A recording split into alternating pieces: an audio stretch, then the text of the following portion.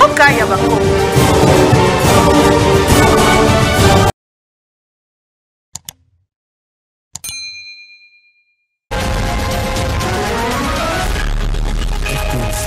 Le journal.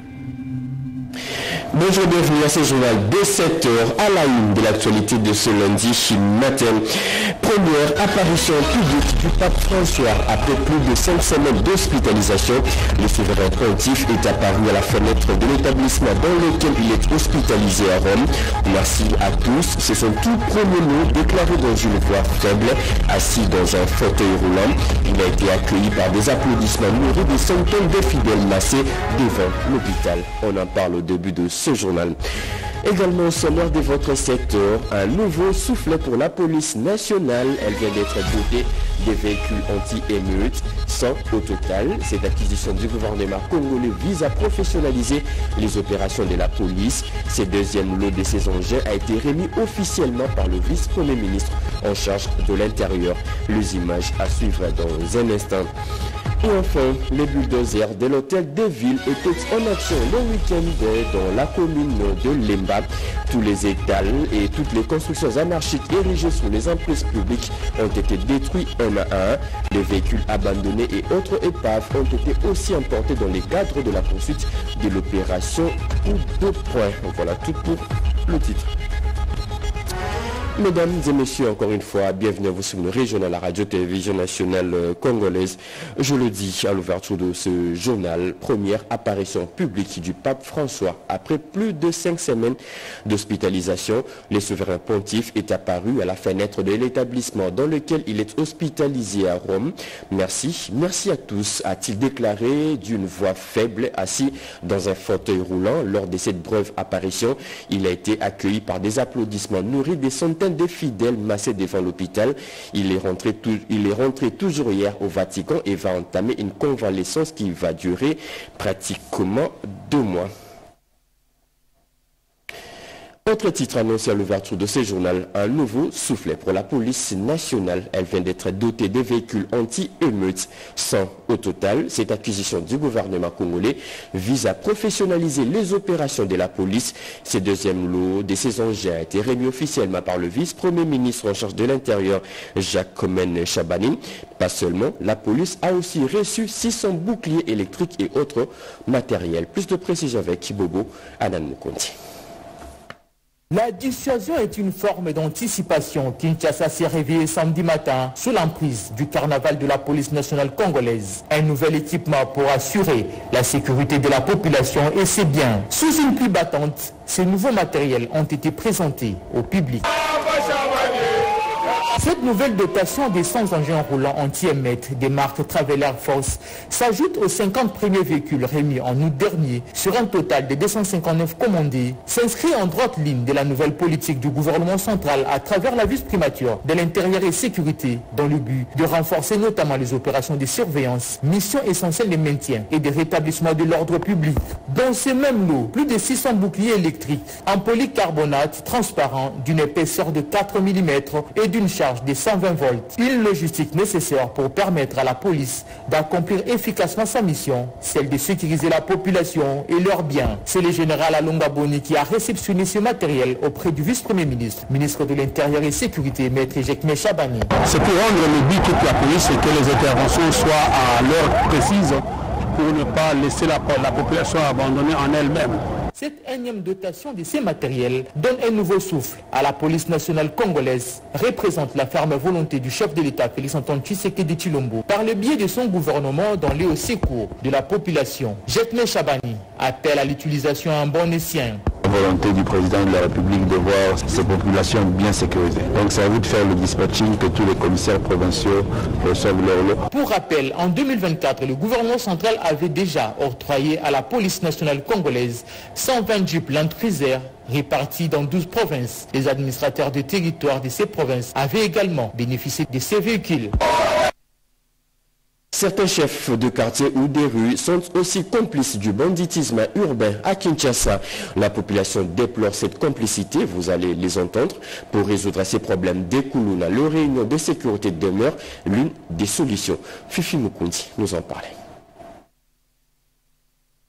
La culture de dénonciation est mise à mal à Kinshasa. Cette opacité favorise le banditisme urbain, la criminalité et toute autre forme d'incivisme. À la base de cette attitude, la peur des représailles et le manque de collaboration de certains services habilités.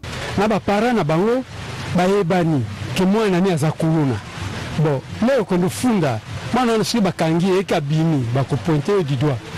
Même chef de venue, chef du quartier, baye bani batoba, basala bisoma be. Netaka sa musala na ndenge esprit nobo ezali, pour éviter symptômes wana esila. Mai ezalaka kotonde ko tatina kati ya lopango. Na ebisi papa wana ya chef de riz. Même si papa ma ezokota ezozonga tina dal na yebisa chef de riz abi na oyebisa ye abuka eloko mais atikala oyebisa te omoni biso na lemba awa eza ba chef de riz bazali mais omoni ba chef de riz wana pe bazali bazana ba koko na bango pe bakoma bakuluna po bango ba dénoncer bana na bango ba koko na bango bazobomba bango na bandako biso toyebi na bango ba bakuluna mais siko pa dénoncer bango ezoza biso passe.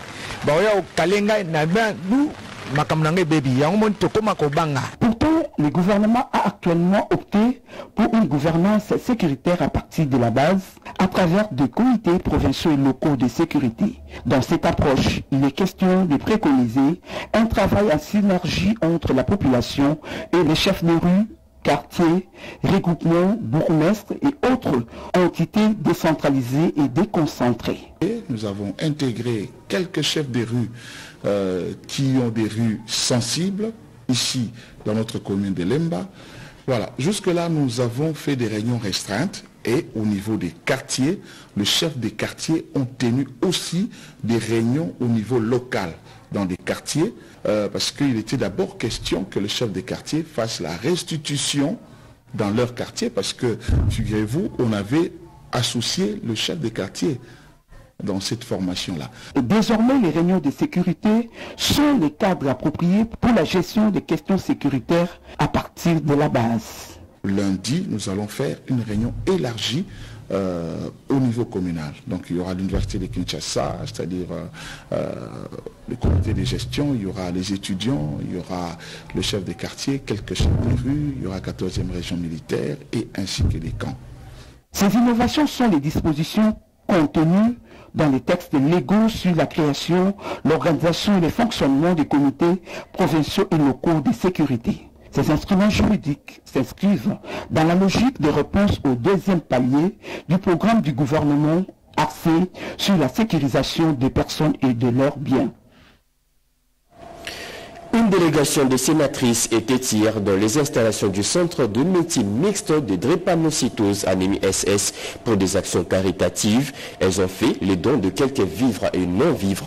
Dans cette action caritative, le président du Sénat Jean-Michel Samaloukonde et le ministre de Recherche scientifique ont été aussi associés. Plus de précisions avec Janine Kalenga, bienvenue Lusala et Julien Piana dans ce reportage.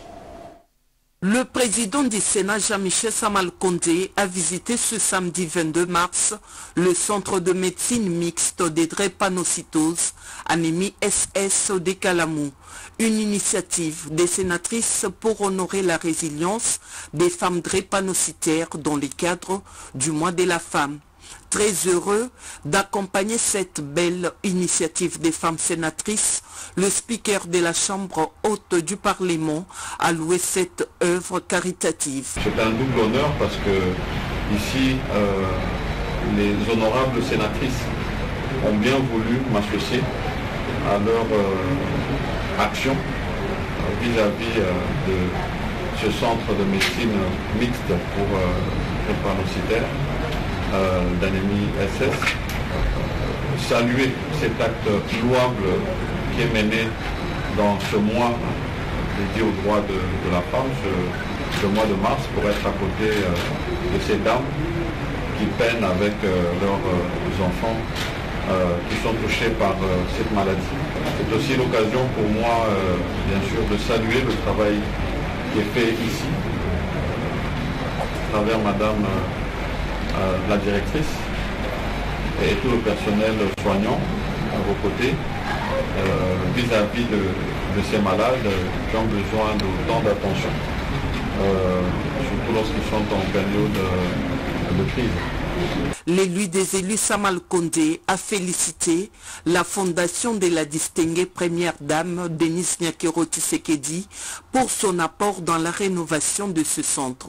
Saluant la présence du ministre de la Recherche scientifique, Samal Kondé a émis le vœu de voir des solutions être trouvées à cette maladie grâce à la recherche. J'arrive effectivement dans des installations qui sont complètement rénovées. Donc je ne peux aussi que saluer cet apport qui a été donné par la fondation de la distinguée première dame, Denise Nyakero, pour améliorer les conditions de réception des malades drépanocytaires ici. Je voudrais mentionner que j'ai bien entendu le double plaidoyer. Nous sommes sensibles aux questions sociales de la population en tant que leurs représentants, mais nous sommes aussi l'autorité budgétaire. Les patients qui demandent à ce qu'il y ait un accompagnement de l'État vis-à-vis de cette catégorie vulnérable, il faudra qu'au niveau de la commission socio-culturelle, il y ait des propositions qui soient faites là-dessus. Profitant de cette occasion, la directrice du centre, Dr Victorine Gallo, a présenté quelques préoccupations de cette institution hospitalière à l'honorable président du Sénat. Pour boucler cette visite, le président de la Chambre des sages, Samal Kondé, et toute sa délégation ont fait le tour de tous les départements du centre de médecine mixte des drépanocytoses, anémie SS. Les femmes de la structure linéaire Well se préparent déjà pour faire face à la grande famine et crise alimentaire qui risque de frapper le monde dans les tout prochains jours. Ces femmes viennent d'apprendre les techniques simples liées à l'agriculture domestique pour s'y prendre en charge. C'était au cours d'une journée dénommée Main Verte. La formation a été organisée dans le cadre du mois de mars. C'est un reportage de Louise Ntiakala et José Timonekene. C'est pour initier ces femmes congolaises à l'agriculture de subsistance en vue d'une sécurité alimentaire et nutritionnelle que l'INEROL, en partenariat avec l'ANAPEX, a organisé cette journée Main Verte. Une rencontre vitale pour les ménages congolais. On est venu apprendre à avoir la main verte, c'est-à-dire toute maman a le devoir de pouvoir avoir un potager chez elle. C'est très important et cela nous voulons dire aux mamans que chaque maman chez elle à la maison, elles ont ce devoir-là. La femme assume plusieurs rôles dans le système alimentaire. Dans les prochains jours, il y aura une grande famine, une crise alimentaire qui va s'installer à travers le monde. Il est important que chaque famille se prenne en charge. Et c'est ainsi qu'on nous a associés pour enseigner les mamans, les encadrer, leur montrer des techniques très simples pour qu'elles puissent se prendre en charge. Parce que nous dilapidons de l'argent chaque jour en allant acheter des légumes au marché, alors que ce sont des choses qu'on peut avoir chez soi à la maison et des produits qui ont une certaine traçabilité. Pas ce qu'on achète et qu'on met des engrais chimiques le matin et on vous le vend le soir. C'est aussi la cause de plusieurs maladies. Que tout le monde se mette dans l'agriculture, surtout l'agriculture domestique, dans les maisons, sans sortir, mais pouvoir se prendre en charge. L'Agence nationale pour la promotion des exportations, ANAPEX, s'engage à apporter son soutien technique à toutes ces femmes réunies au sein de l'INEROL pour renforcer leur autonomisation. Les bulldozers de l'hôtel de ville étaient en action le week-end dernier dans la commune d'Elemba. Tous les étals et toutes les constructions anarchiques érigées sur les emprises publiques ont été détruits un à un. Les véhicules abandonnés et autres épaves ont été aussi emportés dans le cadre de la poursuite de l'opération Coup de poing. Et c'est le ministre provincial de l'Environnement qui a supervisé l'opération. Plus de précision avec Joséphine Lyotre. C'est une réponse adaptée pour les récalcitrants à l'ordre établi dans la commune d'Elemba. Le bulldozer de l'hôtel de ville a démoli toutes les constructions érigées sur les emprises publiques. Les véhicules et autres épaves ont été également emportés. C'est sous l'œil vigilant du ministre provincial de l'Environnement et le bourgmestre de cette municipalité, Jean-Serge Poba. Sur l'avenue Kianza, les responsables des services d'assainissement ont veillé pour que l'opération se passe dans les normes.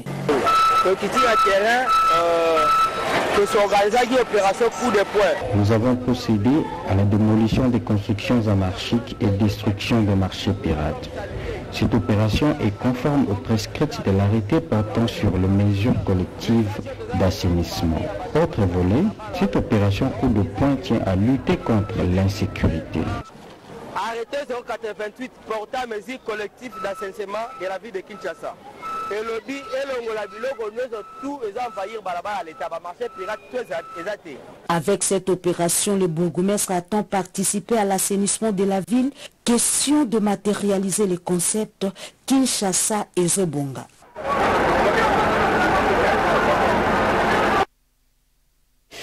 Suivi des modernisations et reconstructions des infrastructures routières dans la province du Congo central, le gouverneur vient de mettre en place une nouvelle structure dénommée Agence des travaux publics du Congo central, ATPKC. Pierre Mbouy nous en parlait. C'est dans la concrétisation de l'un des piliers du vaste et transversal programme quinquennal de relance et du développement de la province du Congo central, dans son volet axé sur les processus d'aménagement du territoire, de la reconstruction et de la modernisation des infrastructures routières, principales, secondaires et des dessertes agricoles, disséminées dans les 2 villes et les 10 territoires qui comptent cette province, que le gouverneur Grâce Kwanga Manswangi Bilolo a mis en place une structure spécialisée en la matière, l'Agence des travaux publics du Congo central, ATPKC. L'Agence des travaux publics du Congo central est une structure de la province du Congo central sous de l'autorité provinciale, donc différentes provinces, qui a mis en structure qui a comme mission les infrastructures, réhabiliter, construire, tout ce qu'on peut appeler infrastructure. Donc c'est un service technique du gouvernement de province pour pallier à certains problèmes de routes et des infrastructures, de chaussées de communication. De Kazangou à Mwanda, en passant par Matadi, Boma, Tongolo, Tchela et tant d'autres cités, avec une feuille de route provinciale bien spécifique. L'Agence des travaux publics du Congo central privilégie l'intérêt général dans l'exécution de tous ces travaux. Nous sommes un instrument technique de l'autorité provinciale. C'est l'autorité provinciale qui donne les instructions et les directives. La vision du chef de l'État matérialisée en province par le gouvernement de province. Aujourd'hui, il y a plusieurs travaux qui se font même dans le territoire. Donc nous irons partout dans le Congo central. Fort de cette originalité managériale, l'ATPKC, qui fonctionne de jour comme de nuit dans ses différents chantiers, exécute les travaux de redimensionnement des chaussées, les remblayages de la voirie, l'écarpement du sol, la coulée de la couche de béton avec des graviers solides avant le goudronnage, sans oublier la construction des caniveaux pour l'évacuation des eaux usées et des pluies diluviennes, ainsi que l'installation des lampadaires à même d'offrir à la population un éclairage public capable de les sécuriser. L'histoire d'un jeune homme qui refuse d'adhérer dans une secte influente racontée dans un livre sans retour. C'est le titre de cet ouvrage de Christian Lukusa. Il a été présenté hier au public dans le Haut-Katanga par le ministre provincial en charge de l'éducation. Regardez. C'est un nouveau-né dans le monde littéraire qui a été porté ce samedi 22 mars 2025 sous les fonds bâtiments par le ministre provincial de l'éducation, jeunesse et nouvelle citoyenneté du Haut-Katanga, Georges Kadinga Mulundoulé.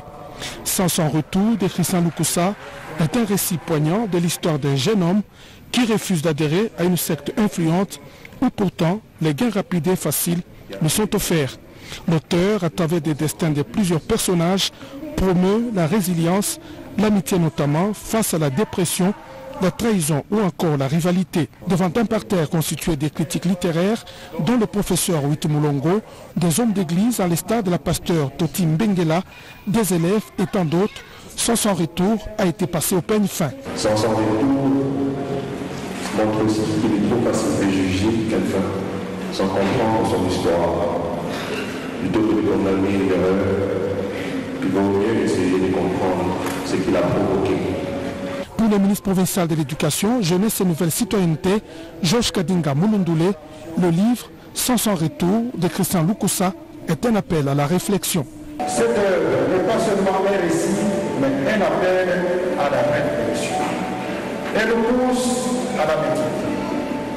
Elle nous pousse à nous interroger sur notre rôle en tant qu'éducateur, en tant que parent, en tant que citoyen, dans la construction d'une Kinshasa, son retour, vient d'enrichir la collection de l'auteur Christian Lukusa, jeune mais pétri d'un talent avéré d'écrivain au style à la fois sentimental et allégorique, a déjà publié Parlons tabou, Expression étouffée et Voiceless War, pas encore traduit en français. Après 3 jours de travaux, le forum technique des groupes thématiques sectoriels GTS vient de se clôturer à Kinshasa. Les 140 participants à ces travaux ont formulé plusieurs recommandations allant toutes dans le sens de relancer ces groupes thématiques. Mamita Bangoulou a assisté à la clôture de ces assises. À l'issue des 3 jours de travaux, les 140 participants constitués des partenaires internationaux et une délégation venue du Sénégal, Togo, Mali, Burundi et Haïti, ainsi que des experts du gouvernement présents au forum technique pour la redynamisation des groupes thématiques sectoriels ont formulé des recommandations, entre autres, mettre en place les groupes Nexus au niveau national et provincial, renforcer les capacités des GTS dans l'élaboration d'actualisation et la mise en œuvre des outils de gestion technique et administrative afin de les rendre opérationnels. Mbilizi Mwenelewata, délégué de la société civile, a énuméré quelques objectifs. Consistait à redynamiser les activités du groupe thématique sectoriel en appliquant suffisamment toutes les parties prenantes, en dégageant les forces, les faiblesses, en proposant les mesures de mitigation qui sont proposées ici. Pour Suzanne Kassende, représentante des partenaires techniques et financiers, toutes les recommandations formulées servent dans une commune au niveau sectoriel. Le travail des groupes thématiques sectoriels est essentiel pour renforcer les synergies et favoriser une approche cohérente et intégrée dans les domaines cruciaux du développement durable tels que la santé, l'éducation, l'environnement. Au nom du vice-premier ministre, ministre du Plan, le secrétaire général au plan Daniel Epembe s'est dit satisfait de jouer pleinement le rôle d'espace de concertation, permettre par ailleurs d'apporter des réponses appropriées aux défis de développement en RDC. Mettre en place une petite équipe qui va s'occuper de la production de la dite feuille de route. Cela permettra à ce qu'on puisse intégrer les recommandations du forum que nous avons la charge de clôturer ce jour. Notons que ces travaux ont connu du succès avec les partages d'expériences du groupe de coordination des partenaires de pays amis. C'était en 2019, 6 ans déjà, depuis que le corps de l'élite scientifique de l'UDPS a été créé. Les membres de cette structure ont fait un coup d'arrêt le week-end dernier pour une évaluation des actions déjà menées sur le terrain. Au cours de cette cérémonie, ils ont aussi élaboré 29 propositions pour la création d'emplois en RDC. Alain Bikaï nous explique. 6 ans après sa mise en place par le président intermédiaire de l'IDPS, honorable Augustin Kabouya, pour la recherche des solutions aux problèmes de la société, les corps de l'élite scientifique de l'IDPS met un arrêt pour évaluer les actions menées en vue de se projeter dans l'avenir. Concernant la situation de l'insécurité créée par le Rwanda, cette structure informelle du parti présidentiel salue la bravoure des FARDC qui défend l'intégrité territoriale et la souveraineté nationale et encourage le chef de l'État Félix Antoine Tshisekedi Tshilombo d'accélérer les négociations en cours avec les États-Unis pour les deals de partenariat. Renforcer la cellule pluridisciplinaire d'éveil stratégique et d'anticipation et de suivi et évaluation composée de personnes intelligentes, des universitaires et des patriotes devant analyser et proposer des solutions sur toutes les questions d'intérêt national. Mettre en contribution les Congolais de l'étranger pour un lobbying permanent via nos ambassades. Renforcer et réformer les forces armées et les services de sécurité et d'intelligence afin qu'ils soient véritablement des corps d'élite bien équipés, disciplinés et de dissuasion. Il était aussi question pour les coordonnateurs scientifiques, professeur Jean-Marie Beya et le vice-coordonnateur Christophe Moulumba, de présenter à la presse les 29 propositions de projets soumis au financement pour la création d'emplois en vue de la matérialisation de la vision du chef de l'État, Félix Antoine Tshisekedi Tshilombo. La science au service de la nation reste le leitmotiv du corps de l'élite scientifique de l'IDPS. Et pour finir, la jeunesse de la province du Kwilu appelée à s'enrôler massivement au sein de l'armée pour défendre la patrie. L'appel est du président national de l'Union congolaise pour le changement. Regardez. président national de l'Union congolaise pour les changements, honorable Kika Tengima, séjourne à Bandundu-Ville, chef-lieu de la province du Kwilu. Dès son arrivée à l'aéroport de Bandundu ce samedi, il a été accueilli par les membres de l'Union sacrée de la nation, des cadres et militants de son parti. Ce dernier a été escorté jusqu'au siège fédéral de l'ICC situé dans la commune de Mayoyo, en plein centre-ville. Une visite qui ne se limite pas seulement à une rencontre avec sa base, mais aussi celle de sensibilisation de la population en général sur l'éveil patriotique et au soutien des forces armées de la République qui se battent contre les agresseurs dans les parties est de la RDC, a souligné l'honorable Kika Tengima.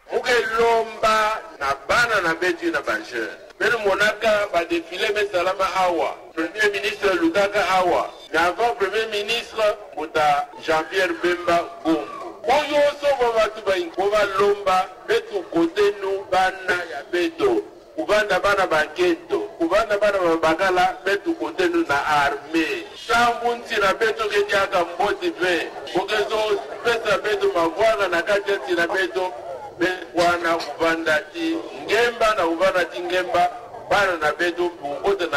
Occasion faisant les larrons, l'honorable Kika Tengima participera également aux élections du bureau définitif de l'Assemblée provinciale du Kwilu, inscrite, entendu depuis plusieurs jours et annoncé par le bureau d'âge.